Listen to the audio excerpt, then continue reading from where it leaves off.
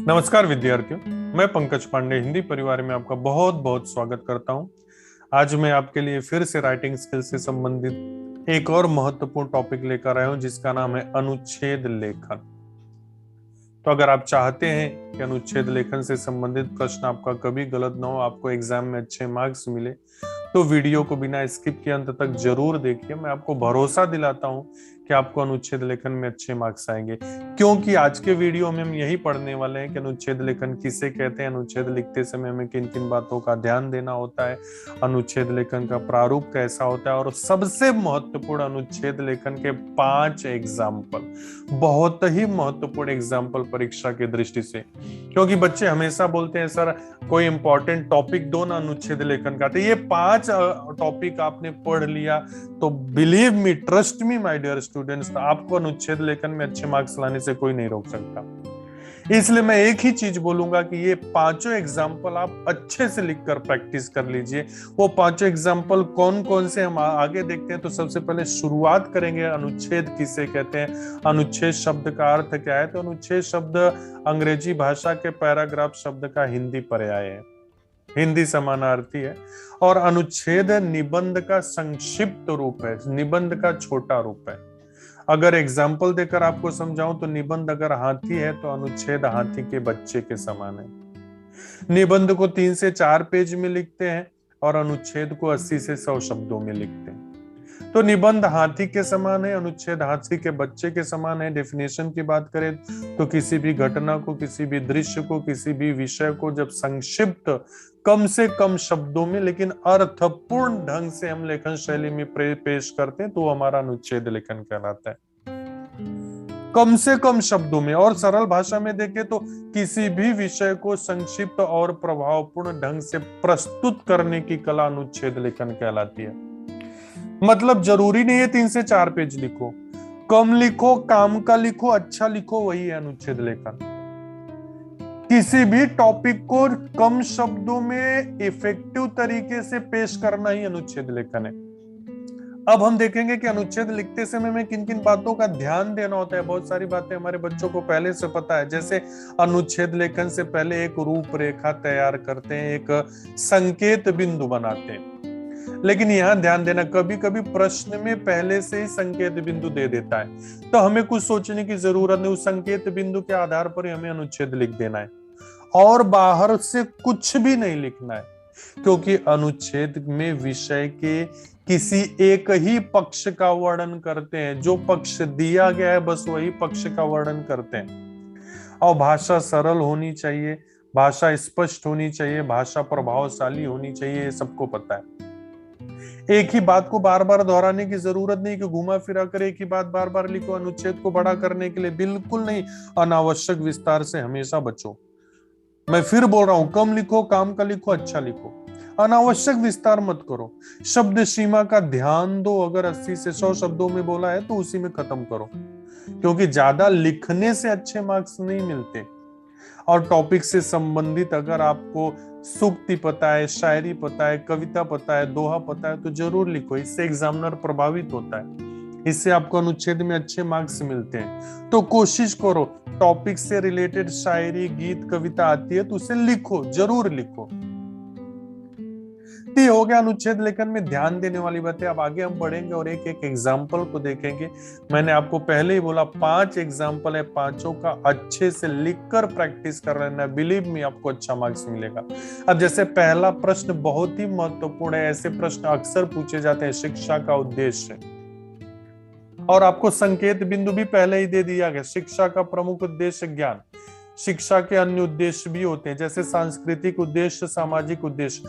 अब जब आप अनुच्छेद लिखने जाओगे तो इस संकेत बिंदु के आधार पर लिखोगे, बाहर से कुछ लिखने की जरूरत नहीं है। जैसे शिक्षा का प्रमुख उद्देश्य ज्ञान प्रदान करना है, ज्ञान ही मानव को शक्ति और आनंद प्रदान करता है, चरित्र निर्माण ज्ञान द्वारा ही संभव है, शिक्षा का एक महत्वपूर्ण उद्देश्य ज्ञान माना गया है। पहला संकेत बिंदु क्लियर हो गया, ज्ञान। शिक्षा का प्रमुख उद्देश्य ज्ञान माना गया है, किंतु यह उस समय दोषपूर्ण हो जाता है जब इसे शिक्षा का एकमात्र उद्देश्य समझ लिया जाता है। इसका सांस्कृतिक उद्देश्य भी है। दूसरा संकेत बिंदु आ गया, सांस्कृतिक उद्देश्य। इसका सांस्कृतिक उद्देश्य भी है, एक जाति की संस्कृति को एक पीढ़ी से दूसरी पीढ़ी तक पहुंचाने में सहायता प्रदान करना, जिससे वर्तमान पीढ़ी सभ्य हो जाए।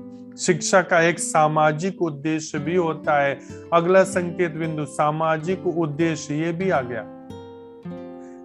सामाजिक उद्देश्य भी है कि ऐसे नागरिक तैयार होने चाहिए जो समाज कल्याण व राष्ट्र कल्याण के लिए अपना सर्वस्व बलिदान करने को तैयार है। इस प्रकार हम देखते हैं कि शिक्षा के अनेक उद्देश्य हैं, किसी एक उद्देश्य को शिक्षा का एकमात्र उद्देश्य मानना उचित नहीं है।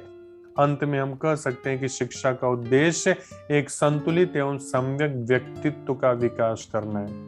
अगर पहले एग्जाम्पल को आपने देखा तो आपको समझ में आ गया होगा कि अगर संकेत बिंदु दिया है तो उसी आधार पर लिखना है, बाहर लिखने की जरूरत नहीं है।